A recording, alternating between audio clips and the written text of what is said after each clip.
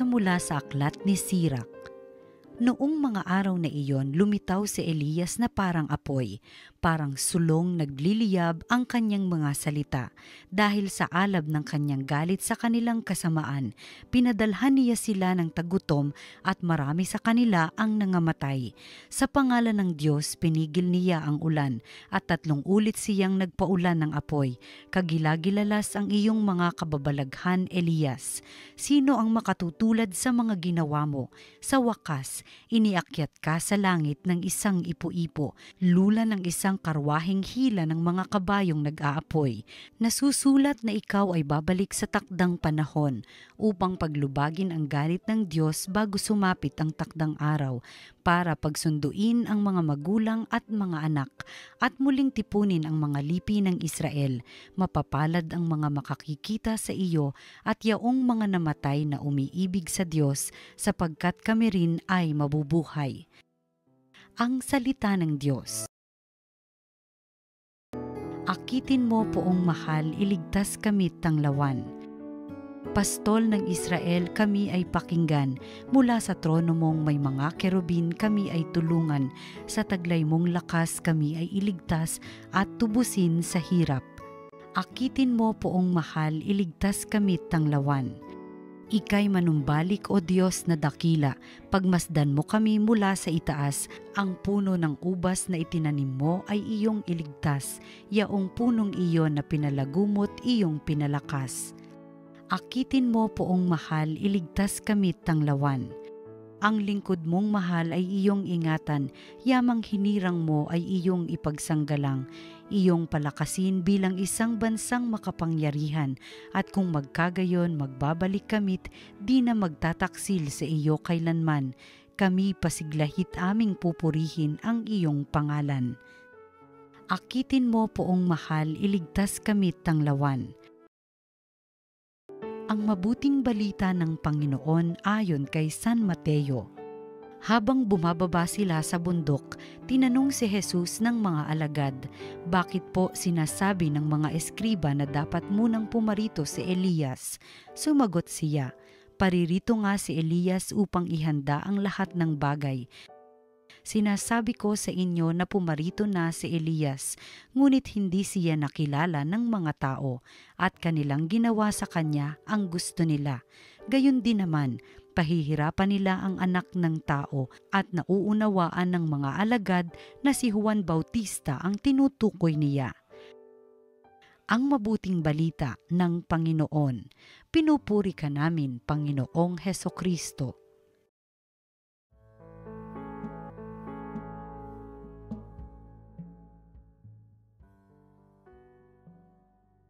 Isang pinagpalang Sabado po sa ating lahat. Ngayong araw pong ito, December 16 na, ang unang araw po ng Misa de Gallo. O siguro po kahapon, no?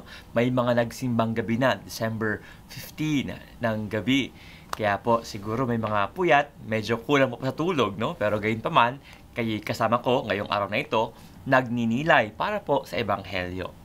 Mga minamahal na kapatid, ngayon pong araw sa Ebanghelyo, atin pong narinig ang tungkol sa tanong ng mga alagad kay, sino ba itong propeta Elias na ito, no? Elijah the prophet. Mga minamahal na kapatid, ito pong si Elias, para lang po kaunting Bible review para po sa atin. Si Elias po ay isa sa mga propeta noon pong lumang tipan, si Prophet Elijah. At alam natin, pag sinabing propeta, ito po ang mga tagapagsalita ng Diyos. Ang mensahe po ng Diyos ay pinapadaan niya sa mga taong nagsasalita sa kanilang kapwa, no? Lalo pa nga sa bayan ng Israel, upang ipaalaala na sila ay gumawa ng mabuti, talikuran ang masama, at muli silang lumapit kay Yahweh. Kasi alam naman natin, sa tuwing tao ay gumagawa ng hindi maganda, siya po ay tumatalikod at lumalayo kay Yahweh. At si Yahweh naman, dahil nga ang tao ay pinipiling lumayo sa Kanya, how can He bless and protect them? Kaya ang panawagan po ni Yahweh sa pamamagitan ng mga propeta, magbalik loob kayo, talikuran ang masama. Yun nga lang, dahil nga ang mga propeta ay tungkol sa pagpapaalala sa mga tao, pagtutuwid sa mga tao. Ang mga tao po noon, ang mga Israelita, ay hindi na natuwa sa mga propeta. Hindi sila masaya pag ang propeta ay nagsalita at natawag ang kailang pansin, magbago na kayo dahil they feel bad, no? They feel offended. Kasi parang sinasabing, mali ang ginagawa ninyo. Para po ngayon, no? Pag ang tao po ay nasabihan ng, baguhin mo yan, mali yan, imbis na makinig, ma-offend, no? Of course, depende rin po sa paraan ng pagkasabi. Gayunpaman, ito pong si Propeta Elias, nung kanya pong tupadin ang kanyang misyong tawagin, paalahanan ang mga Israelita. Magbago kayo. Talikuran ninyo ang inyong mga pagkakasala, no? In a way, he was preparing the way of the Lord upang muli silang makabalik sa Panginoon. Pero po, gaya ng ibang mga propeta, nagalit po ang mga Israelita. Lalo pa nga, ang isa po sa nagalit kay Elias, kay Elijah, ay ito pong si Haring Ahab. Isa pong hari doon sa Israel. Kung kaya siya po ay hangad, mapatay. Yun nga lang po, sa biyaya ng Diyos, imbis na po siya ay mapatay, gaya ng ibang mga propeta, siya po ay kinuha papunta ng langit, no? Ng isa pong karwaheng merong umaapoy na gulong, no? Ito pong karwaheng naglalagablab sa apoy, no? The flaming chariot, no? The chariot on fire. At siya po ay iniakyat doon sa langit. Dahil po doon, may mga paniniwala ang mga Israelita na balang araw, babalik itong si Elias. The prophet Elijah will return to once more prepare the way of the Lord. At alam naman natin kung sino po yung tao, no, yung persona na talagang naghanda sa daraanan ng Mesiyas ng ating Panginoong Jesucristo. Ito po ay si San Juan, no? Ito pong si San Juan Bautista. Kung kaya nga po, ang sabi ng Panginoon, dumating na itong si Elias sa katauhan ni San Juan Bautista. Siya po ang naghanda sa daraanan ng Mesiyas. Kaya nga po, when we hear Advent, no, we also hear about John the Baptist saying, prepare the way of the Lord, no? Make straight His paths, no? Ihanda ang daraanan ng ating Panginoon. Mga minamahal, siguro po, ngayon pong araw na ito, sa pamagitan po ng katauhan ni Juan Bautista at sa katauhan po ni Propeta Elias, tayo pong lahat ay pinapaalahanan, tinatanong, ano ba ang ating reaksyon sa tuwing tayo po ay itnutuwid? May mga taong nagpapaala sa atin na iwasan mo yan, baguhin mo yan, talikuran mo ang paggawa ng hindi maganda. Gaya ba ng mga Hudyo, ng mga Israelita noong time na yon, do we feel offended na sa halip na makinig at magbago ang gagawin, ituro yung tao, ikaw nga no? Ikaw nga, para bang defensive mode kaagad tayo. At imbis na makinig, ang gagawin, yung kamalian ng kabilang tao ang iyong tuturo para sabihin, para makaganti sa kanya at sabihin, wala ka namang kredibilidad dahil ikaw din, hindi maganda ang ugali mo, hindi ka rin perpekto. Kaya minsan pa nga, may mga tao, pag nutuwid, sarcastic, sasabihin sa'yo, di ikaw na ang perpekto, di ikaw na ang magaling, ikaw na ang santo.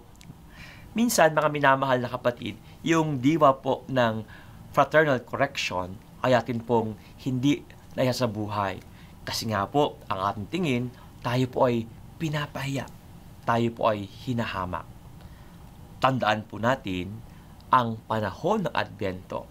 Katunayan, ang panahon ng Kapaskuhan ay panahon ng kababaang loob. Ang Diyos nagkatawang tao. Ang Diyos nagpakababa upang ang tao'y makapiling. At dahil doon, talaga namang bumubukhal, lumalabas ang biyaya. Nawa tayo din. Ito po ang hinihingi ng Panginoon. Ang sundan, ang kanyang halimbawa, ang magpakumbaba. Tayo pong lahat mayroong obligasyon at responsibilidad magpaalala sa bawat isa. Sabi nga po, we are our brother's keeper. Kaya kailangan tayo po ay magutuwid, magpaalaala. Hindi lang po ito tungkol sa mga magulang at mga anak, kung hindi tayo pong mga magkakapatid kay Kristo. We have to remind and tell one another to be better. Pero syempre, sana iti gagawin sa maayos na paraan at tamang dahilan. Ang pagtutuwid sa ating kapwa ay hindi upang siya'y hiyain at ating maramdaman, mas magaling ako, mas mabait ako, no? Mas mataas ang level ko sa Kanya. Hindi po. Sa tuwing tayo'y nagtutuwid, ang ating motibasyon ay upang ang taong ito ay mas mapabuti at mas mapalapit sa ating Panginoon. At gayon din, sa tuwing tayo po ay nagpalaalang sa ating kapang magpakabuti o magbago, nawa ito rin po ay ating masabi sa ating sarili. Tayo din magpapakabuti. Tayo din po maghahangad na maituwid ang mga kamalian na maaring ating ginagawa, sinasabi o naiisip.